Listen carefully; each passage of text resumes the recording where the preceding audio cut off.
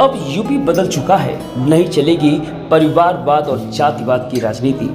अरविंद केजरीवाल को देश का सबसे बड़ा नौटंकीबाज नेता करार दिया है उत्तराखंड के पूर्व मुख्यमंत्री त्रिवेंद्र सिंह रावत ने। 2014 के पूर्व केंद्र की सरकार रिमोट से संचालित होती थी, ऐसा कहना है पूर्व मुख्यमंत्री त्रिवेंद्र सिंह का। वहीं उत्तर प्रदेश में जात की राजनीति होती थी। त्रिवेंद्र सिंह रावत ने कहा कि अखिलेश यादव जैसे लोगों ने माफिया को माननीय बनाने का काम किया है। उक्त बातें उत्तराखंड के पूर्व मुख्यमंत्री त्रिवेंद्र सिंह ने कही। वो गुरुवार को आजमगढ़ स्थित एक होटल में मीडिया से बातचीत कर रहे थे।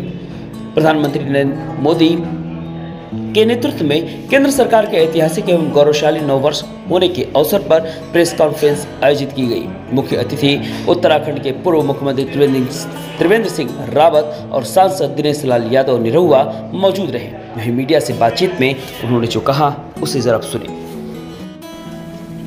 सर, उपलब्धियों को आप संक्षेप में किस तरह बताना चाहेंगे?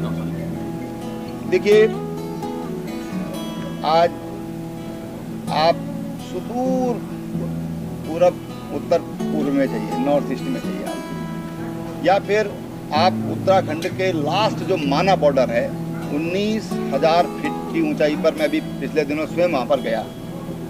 एक बॉर्डर है जादुंग बॉर्डर, ये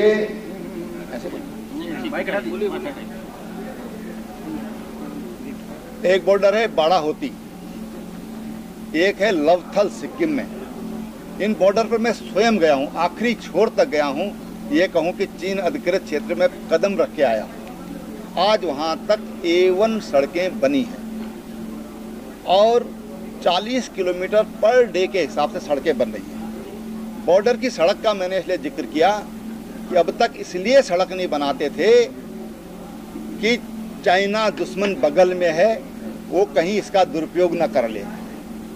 आज भारत की सेना 24 घंटे में किसी भी बॉर्डर पर पहुंचने की स्थिति में है सड़क मार्ग से।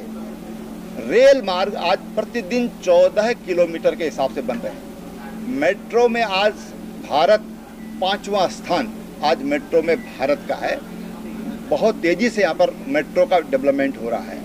एयर कनेक्टिविटी से आप देखिए कि 12 एयरपोर्ट तो आपके उत्तर प्रदेश में बन रहे हैं और पूरे देश में जो हवाई सेवाएं हैं उनको विस्तार किया जा रहा है और एयर सर्विसेज को प्रोत्साहित किया जा रहा है। इसी तरह से अब किसानों की आय है। किसानों की आय आज दुगनी करने का जो टारगेट रखा गया था उसको पूरा करने का काम हमारी सरकार ने किया है। हेल्थ के क्षेत्र में देखिए आप, नई शिक्षा नीति, सब चिल्लाते थे कि नई शिक्षा नीति, नई शिक्षा नीति, लेकिन नया शिक्षा नीति हो क्या, उसका कोई विकल्प कोई दे नहीं पाया। आज नई शिक्षा नीति देने का काम हमारी सरकार ने किया है। सर, आपने कहा कि कानून व्यवस्था की एक अपराधी की हत्या कर दी जाती है, पुलिस अभिरक्षा में अतीक और अशरफ की हत्या कर दी जाती है, मणिपुर में महीनों से हिंसा थम नहीं रही है, तो कैसे माना जाएगी? देखिए, मणिपुर का जो हिंसा है वो दूसरी तरह की है और उसको भी नियंत्रित कर लिया गया इतने कम समय में। वो उसको नियंत्रित करना, जिस तरह का वहाँ पर आपसी लड़ाई है और जैसे वहाँ की भौगोलिक परिस्थिति है, वहाँ का 90% एरिया ये पर्वतीय क्षेत्र है और 10% क्षेत्र ऐसा जो घाटी का क्षेत्र है जिसमें थोड़ा बहुत मैदानी इलाका है। अब उन परिस्थितियों में किसी चीज़ को नियंत्रित कैसे किया जाए, हमारी सेना ने उसको बहुत जल्दी उस हिसाब से नियंत्रित करने का काम किया है। अब ये घटनाएं हैं जो घटनाएं हुई हैं, इन घटनाओं से हम कानून व्यवस्था का ठीक से आकलन नहीं कर पाएंगे। होल में हमको विचार करना पड़ेगा कि आज क्या हम खुले में घूम रहे हैं, हमारे जो लोग हैं, नागरिक हैं, अपने आप को सुरक्षित महसूस कर रहे हैं, तो उसका जवाब आप पाएंगे वो सकारात्मक पाएंगे। मेरे ख्याल से सवाल काफ़ी हो गए, लेकिन पूर्वांचल में क्योंकि मेरी जिम्मेदारी है, मैं यहाँ पर रहा हूँ, इस सवाल का जवाब मैं जरूर दूंगा कि भारतीय जनता पार्टी को पूर्वांचल में जीतने का परसेंटेज बढ़ाना है, वोट परसेंटेज बढ़ाना है।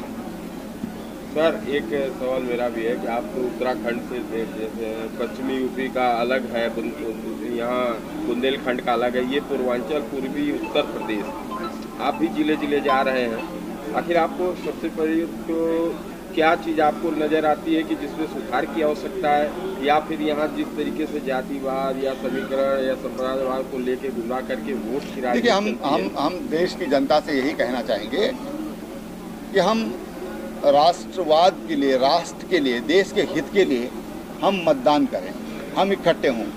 ये जातीय राजनीति बहुत हो चुकी है, इससे हटने की ज़रूरत है। इन जातीय राजनीति ने इस प्रदेश को गुंडा राज में धकेलने का काम किया है, इस राज्य को गुंडा राज में धकेलने का काम किया है। जिन्होंने बम विस्फोट किए, अयोध्या में हो चाहे प्रदेश के अन्य हिस्सों में हो, उनको माफ़ करने का काम किया है इस जातिवाद की राजनीति ने।